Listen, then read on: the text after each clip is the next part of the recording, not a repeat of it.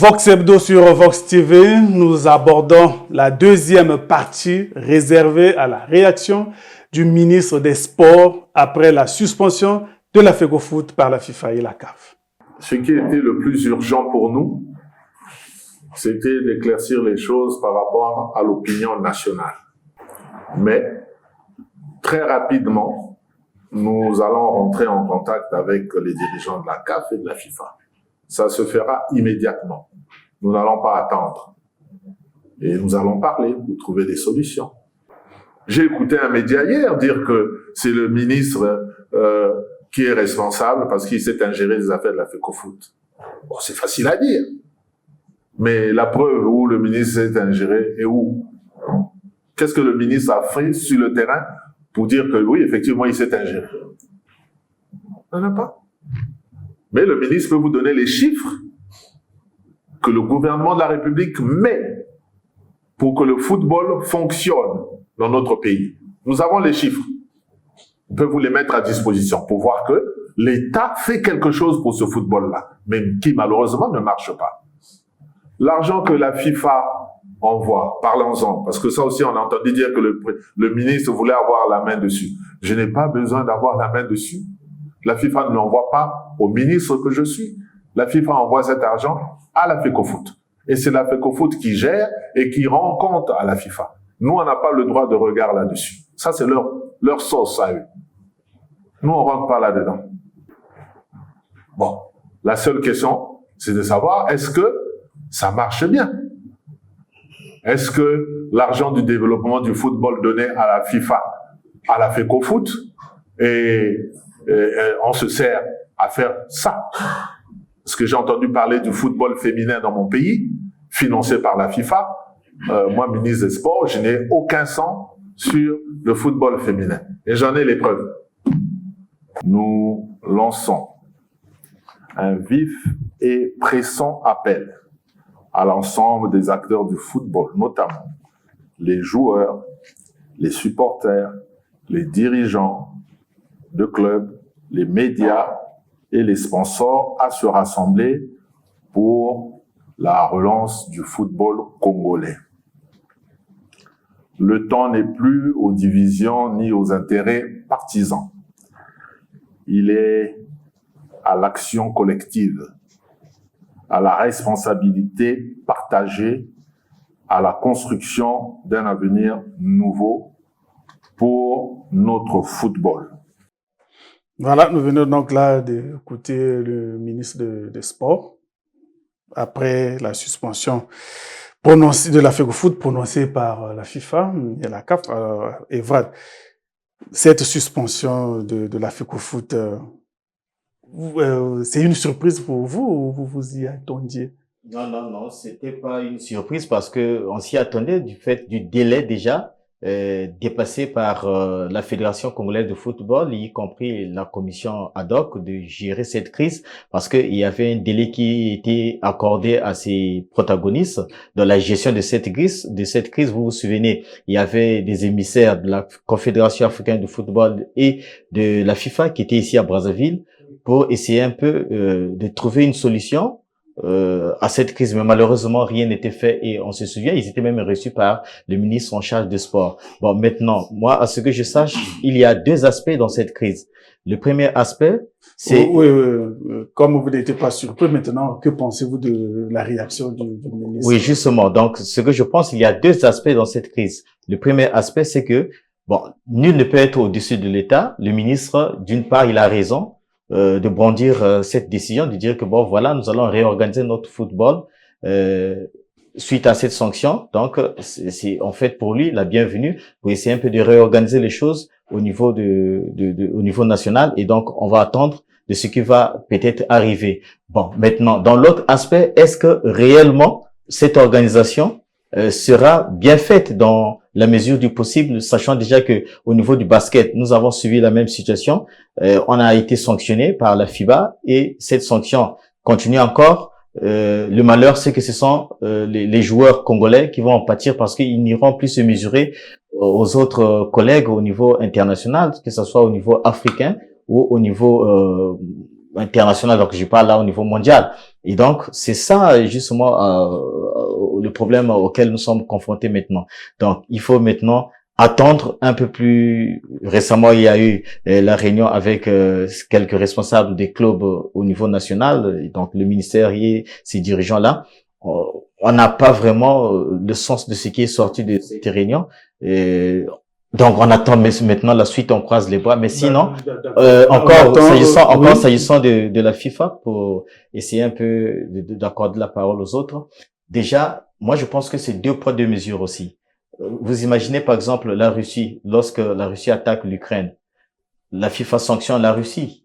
La Russie ne participe pas à une compétition internationale. C'est-à-dire tous les clubs là, que ce soit Dynamo de Moscou, Saint-Pétersbourg et que sais-je encore, aucun club ou même la nation ne participe plus aux compétitions internationales. Mais quand Israël attaque la Palestine, Israël continue à jouer les matchs de football. Donc, on comprend pas. Donc, vous comprenez aussi qu'au niveau de la FIFA, il y a aussi des enjeux politiques. Voilà. D'accord, vous avez, vous relevez un autre fait de la FIFA. On pourra peut-être revenir. Albert, la réaction du ministre par rapport à la suspension de la FECOFOOT par la FIFA. Quand vous l'avez écouté, qu'en dites-vous? Nous partions sur deux volets. On se disait, est-ce que la décision de la FIFA a surpris? Bon, je pense que généralement personne ne s'est trouvé surpris, en tout cas au Congo, parmi les amateurs du sport. Mais est-ce que la réaction du ministre a surpris? Là, oui, moi je dirais résolument oui, parce que je n'ai pas compris, je n'ai pas vraiment compris à quoi le ministre répondait. Est-ce qu'il répondait à Guy Blaise Mayoulas, au comité ad hoc, à la FIFA, à la CAF? Nous sommes en face d'une situation qui est claire. Le Congo a mal à son football. Nous ne sommes plus performants, nous ne gagnons plus, nous ne nous organisons plus autant que nous le pouvions comme par le passé. Et donc, aujourd'hui, les problèmes ne font que s'accumuler. Et le problème pour lequel nous avons été sanctionnés, c'est aussi l'immixtion du monde politique dans le domaine sacré du sport. Oui, la FECOFOOT n'a pas brillé par des résultats probants, c'est sûr, mais la règle est que la FECOFOOT s'organise comme elle s'entend, comme elle l'entend, et donc aucune intimidation, aucune immixtion, aucun mot d'ordre venu de qui que ce soit ne peut aller la bousculer dans ce sens-là. Donc, Guy Blaise Mayoulas, je crois qu'il lui reste 2 ans encore de mandat. On pouvait, il est tout à fait normal d'abréger ce mandat si vraiment les choses étaient comme elles le sont. Or ici, nous avons comme une espèce de compétition désormais du Congo contre la FIFA, c'est-à-dire contre la CAF. Ce n'est plus seulement la règle qui a été bafouée, mais aussi une espèce de bravade. C'est pourquoi je dis, le ministre m'a surpris par les mots qu'il a utilisés. Voilà, pas de compromis, pas de compromission, non, compromis mais pas compromission, etc. Mais ce n'était pas ça qui nous est, qui nous pend sous le nez. Nous sommes ici appelés à donner à l'organisme qui gère le sport, qui a été mis en place avec notre pleine volonté souveraine, pour qu'il organise à sa manière donc ce qui doit l'être, et puis les sanctions tomberaient, mais ce sont des sanctions qui tomberaient sur la FECOFOOT et pas sur des observateurs internationaux. Oui, donc pour vous, le ministre prend la sanction de la FECOFOOT sur le gouvernement. Pour moi, je ne vois vraiment pas en quoi est-ce que parler de souveraineté, de compromission, de dire voilà, nous pouvons rester 20 ans sans jouer au football, surtout ça, c'est vraiment une insulte au Congolais lambda qui est peu ou prou amateur de football. Ça n'était pas ça qui était demandé. Il lui était demandé, même pas d'ailleurs.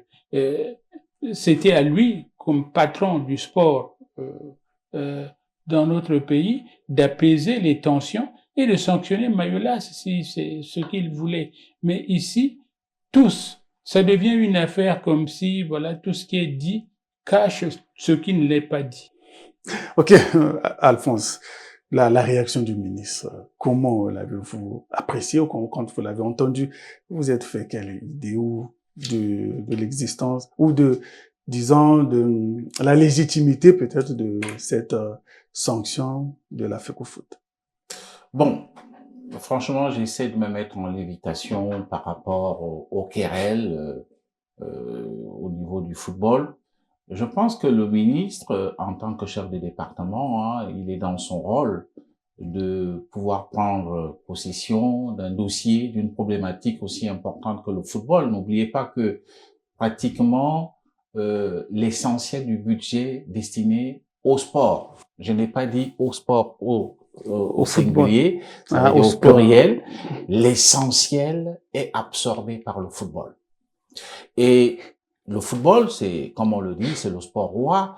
Est-ce qu'un ministre va rester insensible lorsqu'il y a des résultats catastrophiques, tout simplement parce que vous avez des gens qui sont armés d'un certain potentat, ils comptent sur la FIFA, et là aussi c'est un véritable problème.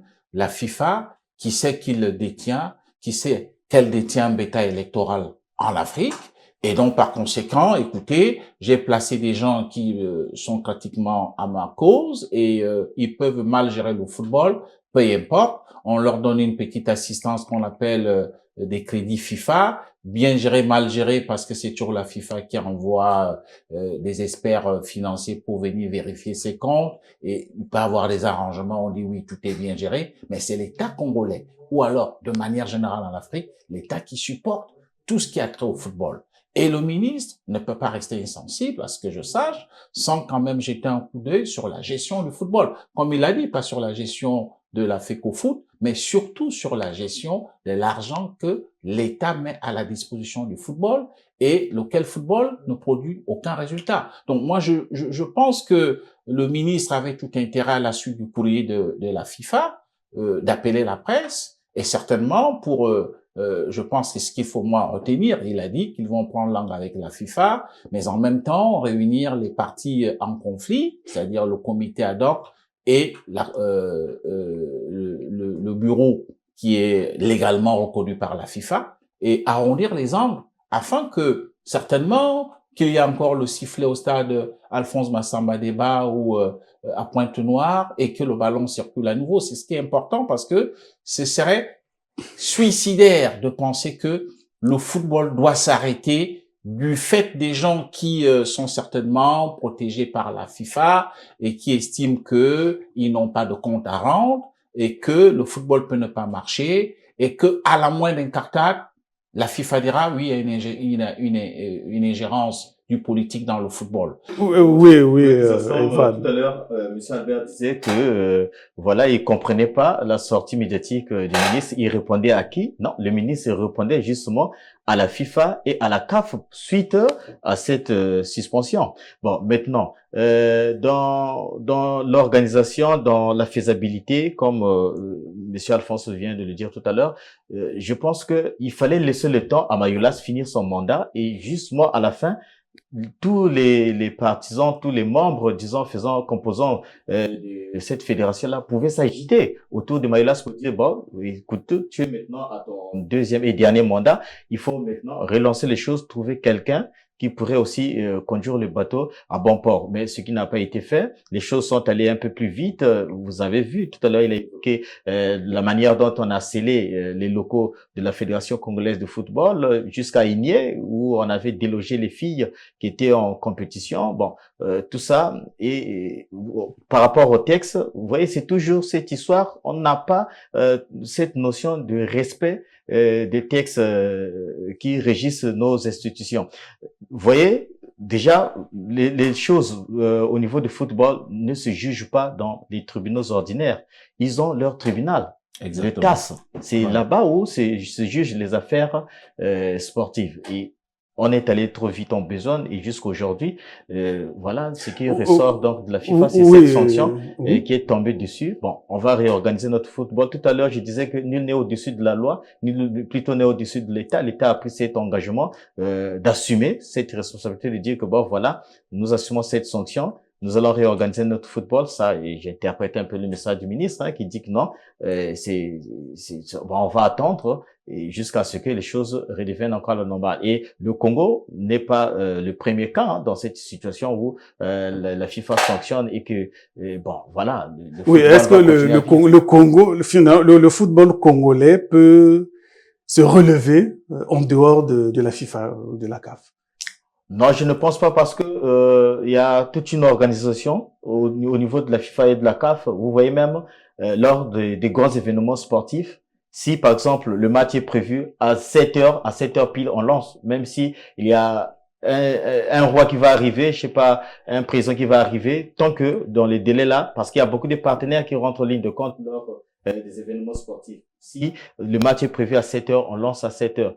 Et vous comprenez, dans tout ça, il y a les droits de télé, il y a les partenaires, les sponsors. Donc, il y a toute une organisation au niveau de la FIFA et au niveau de la CAF que ceux du monde du sport, généralement, particulièrement du football, ne veulent pas qu'il y ait de l'ingérence là-dessus. Oui, que perd le Congo avec cette sanction Oui, de la ce que perd le Congo, c'est justement la jeunesse qui est laissée donc, qui est laissée au bord de la route, on va le dire comme ça, parce que tout à l'heure, au début, je l'ai dit, cette jeunesse donc n'aura plus le temps de se mesurer aux autres, parce que on se souvient, au niveau des clubs déjà, il y a la Confédération africaine de football qui régissent les clubs. Quand vous, par exemple, vous êtes premier ou deuxième du championnat, vous participez soit à la Ligue africaine des champions, soit à la Coupe africaine de la Confédération, ce qui ne sera plus le cas pour le Congo. Et vous avez vu tout à l'heure, on a retiré le Congo des compétitions internationales. Par exemple, les Diables Rouges U17 qui devaient participer à la phase finale de la CAN, ils ont été retirés. Et aussi au niveau du CHAN, bien que c'était une situation qui remonte d'un joueur qui a été mal utilisé au niveau du Congo, mais ça, si on avait une bonne organisation au niveau de la fédération pouvait rattraper ces genres d'incidents. Mais vous avez vu que tout ça, c'est justement à ce désordre qui a été orchestré au niveau de la fédération que cela est arrivé. Donc, le Congo n'aura plus d'équipe au niveau international. Alors, Alphonse, quand vous avez écouté le ministre, avez-vous l'impression que il concourait à résoudre cette crise, à servir d'intermédiaire entre les deux instances un peu en conflit? Bon, en apparence, oui. Maintenant, je ne sais pas dans les faits. Je l'ai senti engagé dans un process de règlement de la crise et de prendre langue avec la FIFA. Même si je peux me poser la question en prenant langue avec la FIFA, qu'est-ce qui va en sortir? Parce que la FIFA a déjà demandé aux autorités congolaises de réinstaller le langage de la FIFA, mais tout de même, je crois que j'ai senti cet engagement parce que il va aussi de l'intérêt non seulement du ministre, mais aussi de tout le monde sportif, surtout du football. Imaginez que le Congo reste, comme Evrard l'a dit, sans jouer au football, c'est une énorme perte. Nous n'avons pas des moyens comme la Russie qui, elle, continue à pratiquer le football, nonobstant la sanction de la FIFA. Et nous, c'est grâce à la sortie à l'international qu'on peut avoir des jeunes qui peuvent éclore pour aller jouer dans des grands clubs et cela peut rapporter de l'argent non seulement à la fédération, mais aussi au club formateur. Donc, je pense que je l'ai senti, mais je dis, je ne suis pas dans les secrets de Dieu pour savoir que ce que le ministre m'a vraiment dit, il va le concrétiser, mais je sens comme cet engagement. Je pense aussi que le Premier ministre lui-même aussi a eu à téléphoner à Infantino. Donc, certainement qu'on va attendre dans les prochains jours. Oui, parce que, oui, Albert. Et oui, on va attendre parce que, en plus, le problème, c'est que plus le temps passe et plus nous accumulons les problèmes. Ici, nous parlons du football, mais il y avait avant le basket. Donc, nous ne sommes pas en train de prendre une ligne vertueuse pour que ces sports-là s'épanouissent, quelle que soit la volonté du ministre, que ces sports-là donc donnent aux jeunes la capacité de s'organiser et de prester sur les terrains du continent pour que le rayonnement du pays se fasse par ce biais. Le ministre a parlé de patriotisme, le ministre a parlé de beaucoup de choses. Or là, il ne faut pas que nous donnions l'impression qu'effectivement c'est nous qui avions raison et la FIFA qui avait tort. Je veux dire, ce bras de fer tel que engagé de cette manière, ne conduira à rien de bon. Oui, justement, c'est le bras de fer est presque engagé, puisque quand on regarde les éléments, le ministre de Sport ne veut pas que le comité exécutif reprenne sa place. Finalement, le bras de fer est là. L'habileté d'un homme politique réside aussi en ce que, justement, devant les situations inexplicables, il fasse preuve d'habileté, de doigté, pour que les choses qui semblaient apparemment difficiles soient surmontées. Donc là, faisons-lui confiance. Tous ceux qui se regardent aujourd'hui en chien de faïence, autour ou contre Guy Blaise Mayoulas, autour ou contre la FECOFOOT. Donc bon, on verra. Et Vrad, quand on écoute le ministre, hein, comme on a dit, il ne veut pas que le comité exécutif soit réinstallé. Mais est-ce que puisqu'il parle qu'il n'y aura pas de compromission. Oui, est-ce que cette crise, tant que le ministre campe sur ses positions, peut-elle être résolue? Parce que la FIFA a fixé, a donné les points que le Congo doit exécuter. Est-ce que par rapport à ces positions, la sanction pourra être levée de sitôt? Oui, la sanction peut être levée au cas où si il y a, comme l'autre l'a dit, Monsieur Alphonse l'a dit, que si le Premier ministre ou soit le président de la République prend une décision ferme sur ces acteurs-là. Parce qu'on en a vu au Cameroun, lorsque Samuel Eto'o et le ministre des Sports étaient rentrés en conflit, c'est le président Paul Biya qui avait pris la décision de dire que non, bah écoutez, laissez-moi ces querelles-là, remettez les choses en bonne voie pour que le ballon roule. Et c'est ce qui a été fait. Donc, nous osons croire que il y a encore une marge qui a été accordée par la FIFA au niveau du Congo pour que qu'il y ait dénouement de la crise en fait. Donc, on attend. La balle est désormais toujours du camp du gouvernement pour essayer un peu d'emmener les acteurs sur la même table et puis faire rouler encore le ballon. Parce que je me souviens encore même l'émissaire de la CAF et les émissaires de la CAF de la FIFA qui étaient ici, que le ministre des Sports avait reçu, vous vous souvenez, ils avaient déclaré que la crise est congolaise, donc vous devez vous entendre et voilà, les choses vont aller de l'avant. Mais jusqu'alors, oui, Alphonse, là, on dirait l'intervention du président de la République est nécessaire dans pour dénouer cette crise, puisque à entendre le ministre des Sports, le comité exécutif ne veut plus revenir. Oui, il faut peut-être monter, il faut peut-être aller plus haut, hein, pourquoi pas. Il a pris l'exemple tout à l'heure du Cameroun. Je citerai aussi d'autres pays qui ont toujours parfois agi au plus haut niveau. Il y a eu des conflits de ce genre au Bénin et quelquefois la présidence a été obligée de saisir la balle au bond pour essayer de faire entendre raison aux uns aux autres et afin que le ballon puisse à nouveau rouler sur les pelouses des stades. Et en ce qui nous concerne, j'ai fort l'impression, hein, peut-être que ça il faut le reconnaître, on s'y est peut-être mal pris, peut-être dans la démarche du comité ad hoc, si c'est vrai que ce comité était soutenu en sous-main par quelques puissants publics, il y a quand même cet aspect qui crève les yeux, c'est-à-dire que il y avait les émissaires de la CAF et de la FIFA et on a procédé à un délogement qui quand même était assez spectaculaire. Un manu militaire. Oui, et puis on sait souvent comment la justice chez nous fonctionne, n'est-ce pas, après les tortures sur certains dossiers, mais là ça allait très vite et qui, tu sais, Vrad l'a dit, pour ce genre de situation, on ne s'en remet pas aux tribunaux ordinaires, parce qu'il y a un tribunal sportif, c'est le TAS. Donc, je pense que tous ces rapports ne plaident pas en notre faveur. Il va falloir à un moment donné, pourquoi pas, c'est aussi ça. Pourquoi il faut toujours aller parfois solliciter la sagesse du chef de l'État devant des situations aussi faciles. La FIFA nous demande, écoutez, remettez le COMEX, faisons-le, il reste 1 an et demi ou 2 à Mayoulas. Bon, je crois qu'en ce moment, le pouvoir pourra mettre tous les pouvoirs qui lui sont permis de mettre knock-out, n'est-ce pas, ce qu'il ne veut plus voir à la fédération. Mais sinon, je ne sais pas, parce qu'il faut craindre une chose. Oui, le président de la République peut certainement appeler Infantino, mais il faut craindre qu'Infantino lui brandisse le courrier et dit, Monsieur le Président, mais nous avons adressé un courrier au Congo qui est là, avec les points énumérés. Si vous les respectez, il n'y a aucun problème. Vous voyez, ça fait comme une espèce de pied de nez à l'égard d'un chef d'État. Donc, les choses ont été mal engagées dès le départ. Parce que pour faire partir Mayolas, ça me paraissait tellement simple pour qu'on arrive à un comité de normalisation. Ça n'a pas été fait. Bon, le vin est tiré, il faut le boire. Je pense qu'il faut le boire et accepter que nous puissions supporter le diktat de la FIFA. Et là, je vais quand même bondir là-dessus, accordez-moi une minute. Il y a quand même aujourd'hui quelque chose qui se passe au niveau international.